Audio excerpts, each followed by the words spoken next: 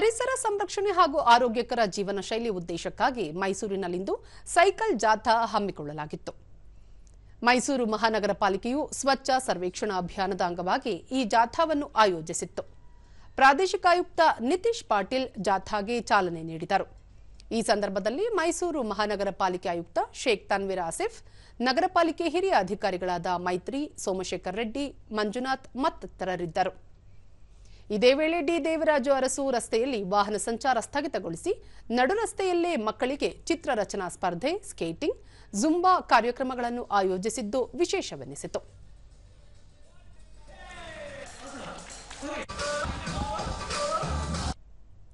ಬಳಿಕ ನಿತೀಶ್ ಪಾಟೀಲ್, ಈ ಬಾರಿಯ ಸ್ವಚ್ಛ ಸರ್ವೇಕ್ಷಣೆಯಲ್ಲಿ ಸಾರ್ವಜನಿಕರ ಸಹಭಾಗಿತ್ವ ಮುಖ್ಯವಾಗಿದ್ದು, ಈ ನಿಟ್ಟಿನಲ್ಲಿ ಪ್ರಾಯೋಗಿಕವಾಗಿ ಸೈಕ್ಲಿಂಗ್, ಜುಂಬಾ, ಸ್ಕೇಟಿಂಗ್ ಕ್ರೀಡೆಗಳನ್ನು ಆಯೋಜಿಸಲಾಗಿದೆ.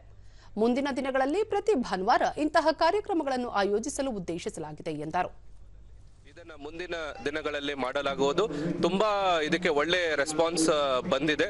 ಸೊ ಇನ್ನೂ ಹೆಚ್ಚಿನ ಸಂಖ್ಯೆಯಲ್ಲಿ ಪ್ರತಿ ರವಿವಾರ ಎಲ್ಲರೂ ಬಳಸ್ಕೋಬೇಕು ಅಂತ ವಿನಂತಿ ಮಾಡ್ಕೋತೀವಿ. ಶೇಖ್ ತನ್ವೀರ್ ಆಸಿಫ್, ಪರಿಸರ ಸಂರಕ್ಷಣೆ, ವಾಯುಮಾಲಿನ್ಯ ತಡೆಗಟ್ಟುವ ಸಲುವಾಗಿ ಸೈಕ್ಲಿಂಗ್ ಹಮ್ಮಿಕೊಂಡಿದ್ದು, ನಗರ ಸ್ವಚ್ಛತೆ ಕಾಪಾಡಲು ಈ ಕಾರ್ಯಕ್ರಮ ಸಹಕಾರಿಯಾಗಿದೆ ಎಂದು ತಿಳಿಸಿದರು.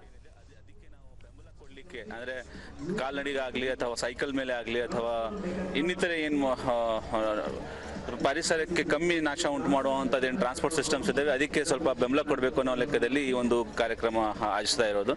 ಜನ ಒಂದು ತುಂಬ ಸಂಖ್ಯೆಯಲ್ಲಿ ಬಂದಿದ್ದಾರೆ. ನಮಗೂ ಖುಷಿ.